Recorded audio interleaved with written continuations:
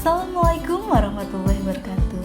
Hai semuanya, apa kabar? Semoga selalu sehat ya. Oke, pada video kali ini kita akan bahas tentang metode pelaksanaan penelitian. Jadi yang pertama saya akan bahas tentang pengumpulan data. Jadi pengumpulan data itu apa sih? Yaitu pengumpulan data.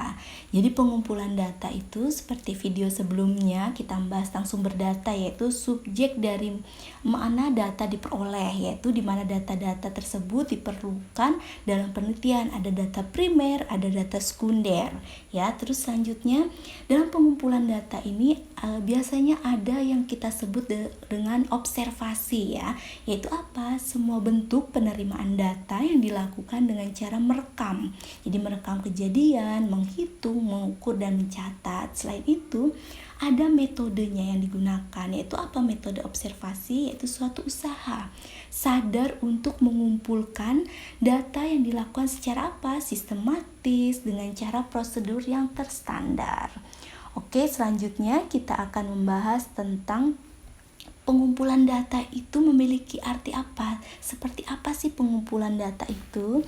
Nah, yang tadi kita udah bahas adalah tentang observasi dan metode observasi. Nah, tapi secara detail, secara inti, pengumpulan data adalah suatu proses, yaitu pengadaan data baik itu primer maupun sekunder untuk keperluan penelitian ya. Dimana dalam kita melakukan pengumpulan data itu kita mengamati variabel yang akan diteliti dengan metode interview, bisa tes observasi, kuesioner, dan sebagainya. Selanjutnya kita akan membahas tentang metode pengumpulan data. Ada beberapa, yaitu ada metode pengamatan langsung, metode wawancara, di mana dalam mengumpulkan data hal yang paling penting dalam meneliti itu ada apa?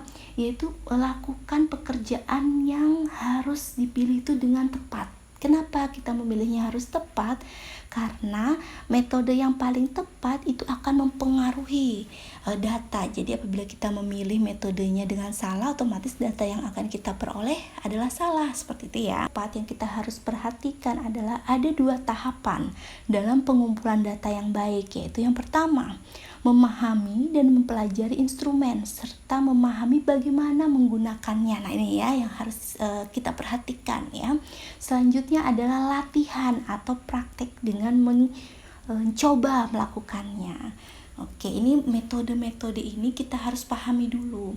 Yang harus kita lakukan adalah apa? Kita mengidentifikasi data apa saja yang perlu kita lakukan atau yang perlu kita kumpulkan.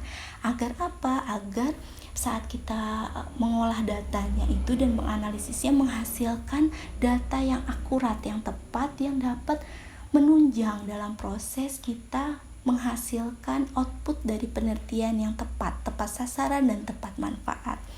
Oke, selanjutnya kita akan membahas tentang teknik penyajian dan pengolahan data.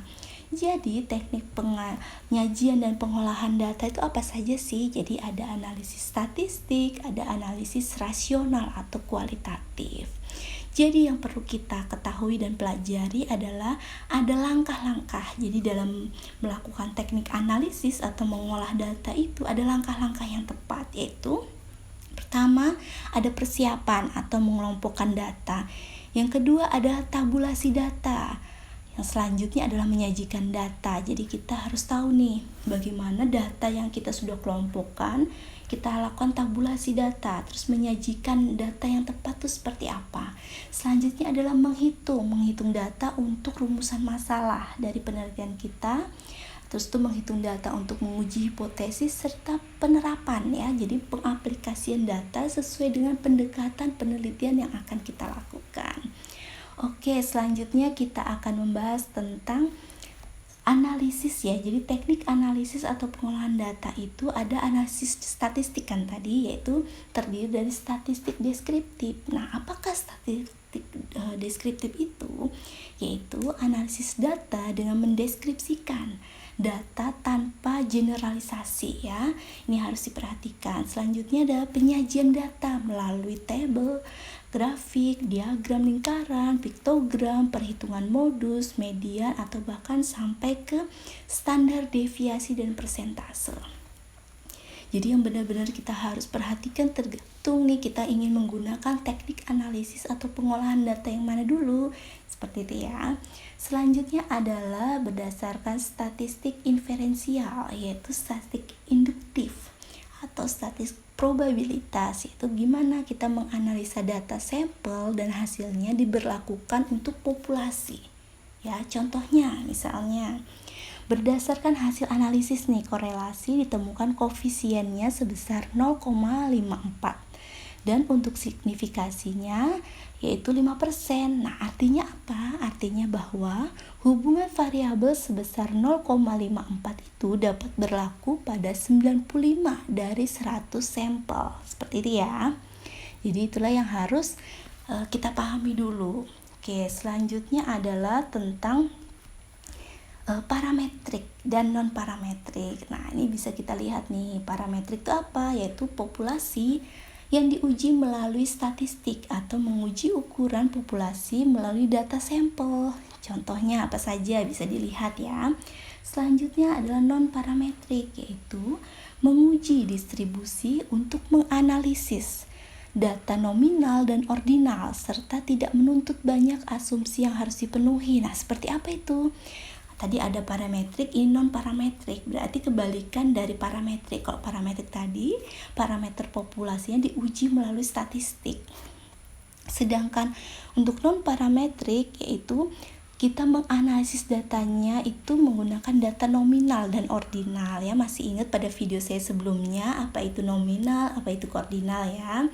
Sehingga kita harus mengetahui dulu mana yang teknik analisis pengolahan yang paling tepat. Oke, selanjutnya kita akan bahas tentang teknik analisis atau pengolahan data pada kualitatif. Yang tadi sebelumnya yang saya jelaskan adalah teknik analisis atau pengolahan data kuantitatif.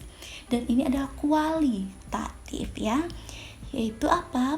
Kualitatif itu yaitu penelitian yang datanya adalah data kualitatif sehingga analisisnya juga analisis deskriptif ya, yaitu menjelaskan. Seperti video saya sebelumnya itu membahas tentang hal tersebut ya, bisa dilihat lagi pada video saya sebelumnya. Terus data kualitatif itu merupakan data apa? Yaitu dalam bentuk kata, kalimat, dan gambar, jadi bukan dalam bentuk angka-angka ya. Selanjutnya penelitian yang digunakan untuk meneliti pada kondisi objek alamiah. Nah, ini yang sangat perlu diperhatikan ya. Objek alamiah di mana peneliti merupakan instrumen kunci. Jadi pada kualitatif ini penekanannya adalah pada prosesnya ya. Jadi sekian video dari saya. Semoga bermanfaat untuk teman-teman semua dan ilmu yang kita peroleh untuk kesempatan kali ini berkah